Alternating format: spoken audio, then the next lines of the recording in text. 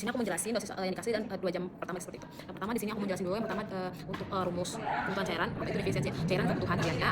Pertama ada langkah-langkahnya pertama untuk cairannya dulu, asumsi sedang kita mengasumsi kalau misalkan ini tuh dehidrasi sedang, yang mana itu 6% dikali 50 jadi totalnya itu 3000 ml. 3000 ml. Selanjutnya ada kebutuhan maintenance-nya yang mana hasil kebutuhan maintenance-nya seperti sudah saya hitung yang mana untuk 24 jam itu tuh sebanyak 2160 ml. 2160 ml.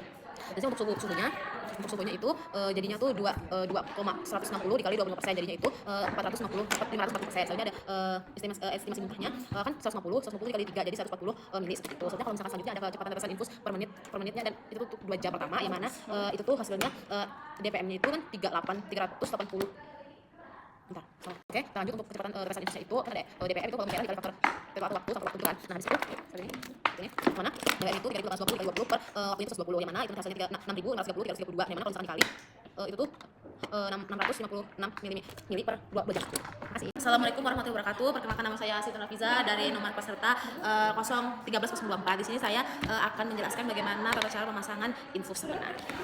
Yang pertama di sini kita yang disiapkan adalah larutan NaCl, ada selang infusnya, selanjutnya ada tourniquet, habis itu ada kertas steril, alcohol swab, terus ada botol tempat untuk buang si infusnya kalau misalkan ada bubble, sama ini ada avocat. Nah, gimana pertama kita kalau masang infus itu kita tusukkan ke NaCl-nya.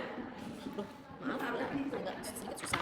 Pertama kita harus nyiapin infusnya dulu supaya kalau misalkan udah selesai langsung pasang gitu. Nah, kita lihat nih. Pertama kita harus kunci kan ini kekunci. Kalau misalkan dia ke atas, dia ke atas nih. Nih. Kalau ke atasnya otomatis keluar. Jadi kita harus keluarin dulu kunci dulu gitu. Nah, gimana kalau kita mau masukinnya tinggal dipencet gini. Ini kebanyakan. Kalau kebanyakan kita bisa buang dulu dan kita kalau misalkan ada bubble-nya, kita bisa mengeluarkannya. Oke. Aduh, beneran malah kebun.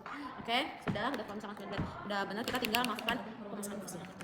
Nah, pertama ada tourniquet. Mana tourniquet itu untuk melihat vena-venanya untuk pemasangan infus itu. Caranya gini. Ini dipasangkan seperti itu, bisa ditarik tergantung keadaan venanya enggak. Oke. Nah, kalau udah pemasangannya itu tuh nih pakai alcohol swab. Kita buka dulu. Ini swab dulu. Nah, sini ada nih avocat-nya yang mana itu untuk menghubungkan antara si selang infusnya sama si jarumnya. Oke. Ini caranya itu cara megangnya seperti ini biar lebih memudahkan kita dalam pemasangan.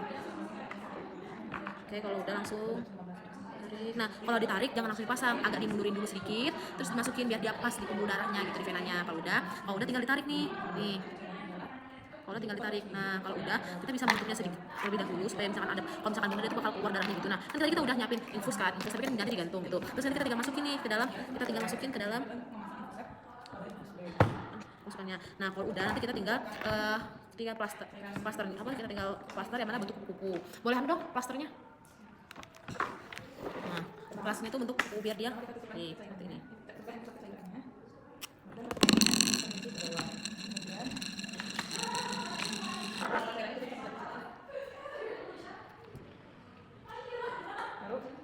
Nah, kalau udah dipasukin, sebenarnya itu sebenarnya bentuk kupu tapi gara-gara aku terlalu banyak bentuknya kayak gini. Oke, sudah selesai. Dan nanti tuh infus maaf, infusnya nanti ditaruh tinggi seperti ini.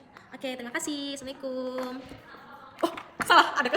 Nanti jangan lupa avocat-nya dilepas ya. Tourniquet-nya dilepas supaya tidak terjadi pembakaran api.